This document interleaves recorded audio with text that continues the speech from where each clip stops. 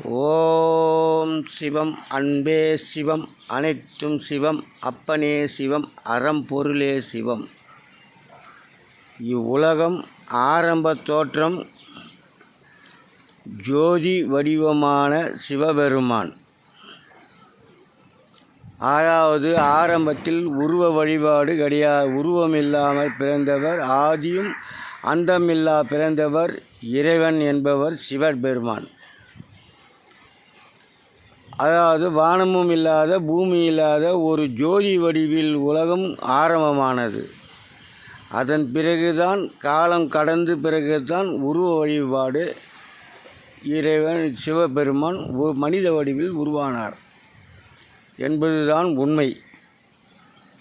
அந்த அடிப்படையில் இறைவன் அந்த இயற்கையின் அடிப்படையில் ஒவ்வொரு மனிதனும் செயல்படும் செயலாற்றில்தான் அவன் வாழ்க்கை அமைத்து வந்தார் இறைவன். அந்த அடிப்படையில் இன்றைய காலகட்டத்திலும் அரசியல் என்று தொடர்ந்ததோ அன்றைய காலகட்டத்தில் இருந்து அரசியல்வாதிகள் தான் வாழ்வதற்கும் தன் கட்சி வளர்வதற்கும் தேவையான வழிகளைத்தான் தேடிச் சென்றார்களே தவிர கர்ம வீரர் காமராஜ் போன்று நாட்டு மக்கள் நன்மை கருதி செயல்படாத மூடர்கள் இன்றல்ல நேற்று அல்ல, அன்று இந்திரா காந்தியுடைய தந்தை நேரு ஆண்ட காலத்தில் இருந்தே தொடர்ந்தது தான் இந்த கட்சி. ஆனால் எந்தெந்த மனிதன் செயலாற்றுவானோ அந்த செயலாற்ற வழியில்தான் அவன் இறப்பு பிறப்புக்கு வழி என்பது உண்மை. இதுதான் இறைவன் வகுப்பு. அன்று நம்பிக்கை துரோகம் செய்தார் நேரு. வெள்ளையனை வெளியேற்றி அவன் நேர்மையான ஆட்சியை தவிர்த்து இவர்கள் கட்சி வளர்ப்பதற்காக அவனை இந்த நாட்டை விட்டு அகற்றுவதற்காக எத்தனையோ வழிகளில் அவர் முயற்சி செய்தும் அது செயல்பட முடியவில்லை. கடைசியில் காந்தியடிகளை நாடி பிறகுதான் இதற்கு வழி கிடைத்தது. காந்தியடிகள் ஒரு ஞானி. அவர் எந்த பொருளுக்கும் ஆசை இல்லாமல் மனித பிறவிகள் நடக்கும் கொடுமைகளுக்கு தேவையான தீர்வுகளை கண்டறிந்தவர் காந்தி. அந்த நிலையில் வாழும்போது காந்தியை சந்தித்த நேரு என்ன செய்தார்?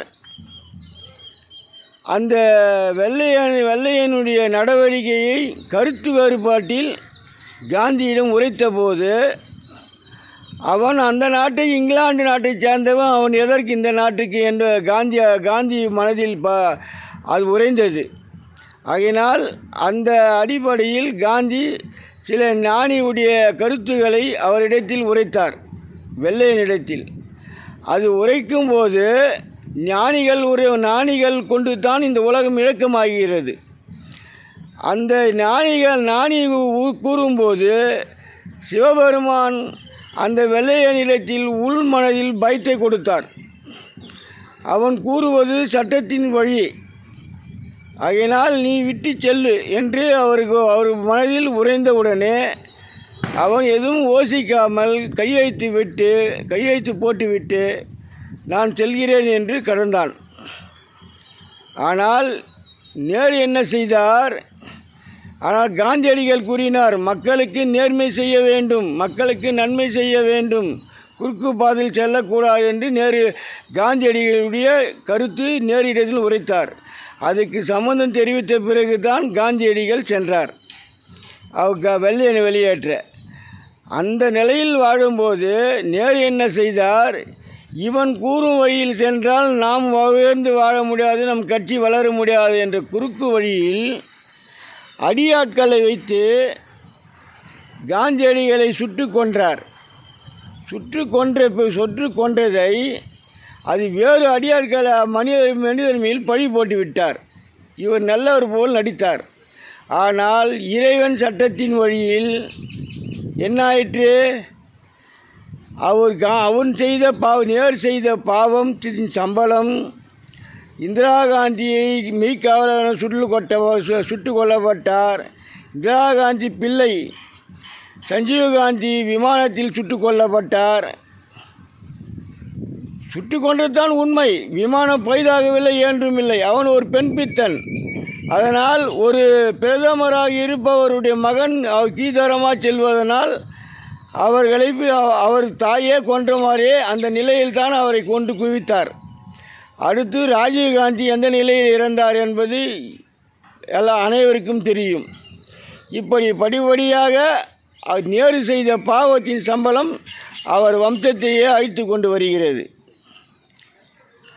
அதே நிலையில்தான் ஒவ்வொரு மனிதன் செயலாற்றும். இந்த காலகட்டத்தில் கட்சிகள் வளர்ந்து ஒவ்வொரு கட்சிக்கும் கோடிக்கணக்கான பணத்தை சேமிப்பதனால் அவ்வப்போது விலைவாசி உயர்த்தி கொண்டே உழைக்கும் மக்களை கீழ்த்தரமாக கொண்டு சென்று விட்டார்கள் அரசியல்வாதிகள். ஆகையினால் அவருடைய வேதனை, அவருடைய துன்பம், துயரம், கொடுமை அனைத்துமே அது பிறப்பு தொடர்ந்தது. அடுத்த பிரிவில் அவனுடைய ஆத்மா பூர்த்தி செய்ய வேண்டும். அடுத்த பிரிவில் அவன் ஆசை நிறைவடையலைன்னா அடுத்த பிரிவு என்று தொடர்ந்து கொண்டே சென்றதனால் மக்கள் தொகை வேகமாக பிறக்கலையாயிற்று. இன்றைய பூமி நிலை பூமியில் என்ன ஆயிற்று? பூமியில் இடைவெளி கிடையாது. அதனால் இதற்கு பிறந்த மனிதன் அவனுடைய ஆத்மா நிறைவடை செய்ய வேண்டும் என்றால் இந்த அரசியல் என்பது அடியோடு ரத்து செய்ய வேண்டும். அரசியல் என்பது இருக்கக்கூடாது. அரசாங்கங்கள் இருக்கலாம். அவன் வேண்டுமானால் அவனுக்கு அந்த மக்களுக்கு பணி செய்ய வேண்டும்.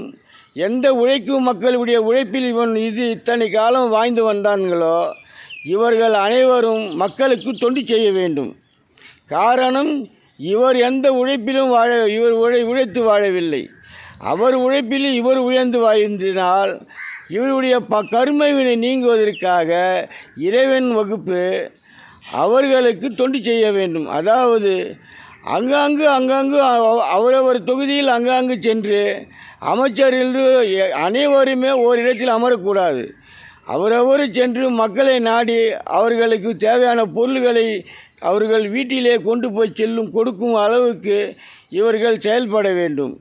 இல்லை அது கௌரவ குறைச்சல் என்றால் பதவி விட்டு விலங்கு. இதுதான் இறைவனுடைய தீர்ப்பு. எது வேண்டும் என்று முடிவு செய்யுங்கள். அன்பே சிவம்.